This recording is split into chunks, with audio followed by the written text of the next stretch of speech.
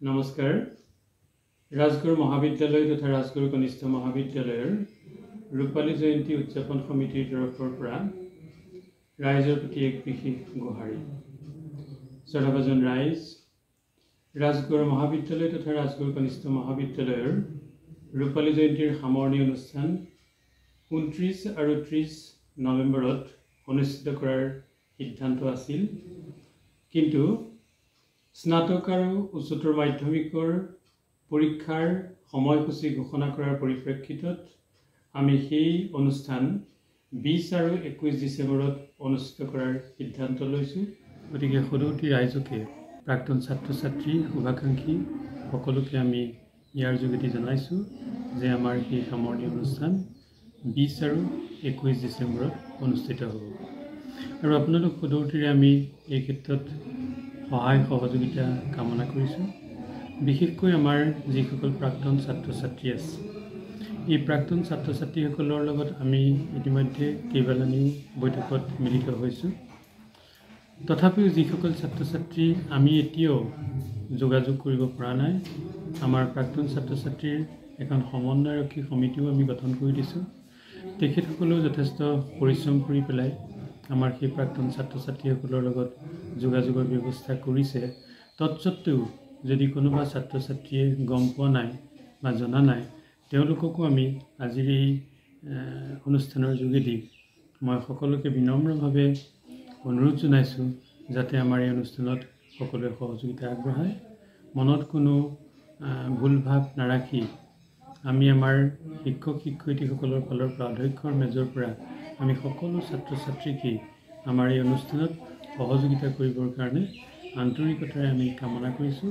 আৰু তেওঁলোকৰ উৎসাহ উদ্দীপনাৰ অবিহনে, তেওঁলোকৰ সহযোগিতাৰ অবিহনে আমাৰ এই ৰূপালী জয়ন্তীৰ কাৰ্যসূচী আমি কেতিয়াও সফল কৰিব নোৱাৰোঁ। তেওঁলোকক আমি লগ পোৱাৰ সম্পূৰ্ণ আমাৰ ইচ্ছা আছে, তেওঁলোকৰ লগত আমি মিলিত হোৱাৰ আমাৰ ইচ্ছা আছে।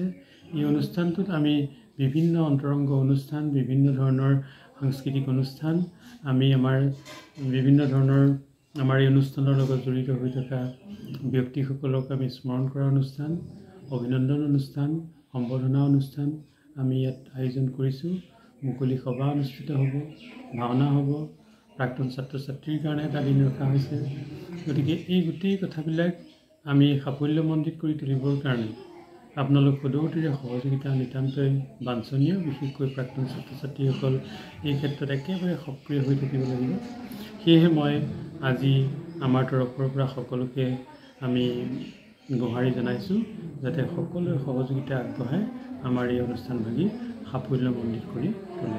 ধন্যবাদ।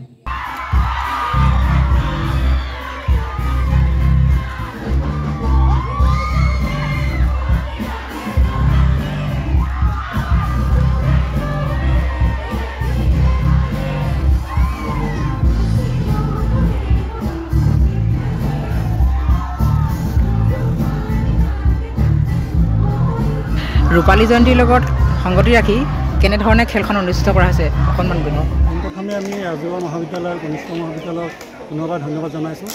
তেওঁলোকৰ প্ৰতিযোগিতা বিভাগে আমাক যথেষ্টখিনি ক্ষেত্ৰত ৰূপালী জয়ন্তী বৰ্ষৰ যি উদযাপন সমিতি প্ৰতিযোগিতা বিভাগ, তেওঁলোকে আমাক যথেষ্টখিনি সহায় কৰিছে। আৰু আমি এই চেছ খেলখনো, এই দবা প্ৰতিযোগিতাখনো এই ৰূপালী জয়ন্তী বৰ্ষৰ এটা অংশ হিচাপেও গ্ৰহণ কৰি আমি কাম কাজবিলাক আগবঢ়াই নিছোঁ। আমাৰ ৰাজগড়ৰ পৰিৱেশটো চহকী কৰি তুলিছে, কাৰণ ৰাজগড়ত আগতে এনেকুৱা টুৰ্ণামেণ্ট আগতে হোৱা নাছিলে। মই অকণমান ইয়াতে গৌৰৱ অনুভৱ কৰিছোঁ যে এই ৰাজগড়ত এইখিনি লৈ অনাৰ এটা খোজ হয়তো মোৰ দ্বাৰা এইটো সম্ভৱ হ'ল। অকণমান ইয়াতে গৌৰৱ অনুভৱ কৰিছোঁ। আৰু আমাৰ যি চিলভাৰ জুবিলি বৰ্ষ চলি আছে, ৰূপালী জয়ন্তী বৰ্ষ চলি আছে, আমাৰ ৰূপালী জয়ন্তী বৰ্ষৰ লগতে মিলাই আমি যে অনুষ্ঠানটো কৰিব পাৰিছোঁ, আমাৰ এই স্থানটোৱে লৈছোঁ, সেইটো এটা গৌৰৱৰ বিষয়।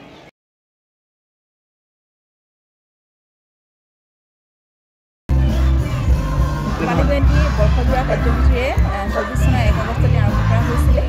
আৰু সেই কাৰ্যসূচীৰ বিভিন্ন কাৰ্যাৱলীবিলাক আমি মাজে মাজে অনুষ্ঠিত কৰিয়ে আছোঁ, আৰু তাৰে অংশ হিচাপে আজিও অনুষ্ঠিত কৰা হৈছে।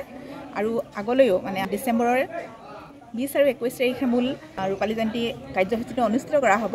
তাৰে মানে বিভিন্ন কাৰ্যাৱলীবিলাক এনেদৰে আমি আগবঢ়াই লৈ গৈ থাকিম আৰু সকলোৰে সহযোগিতা আমি কামনা কৰিছোঁ। হয়, ধন্যবাদ থাকিল বাইদেউ।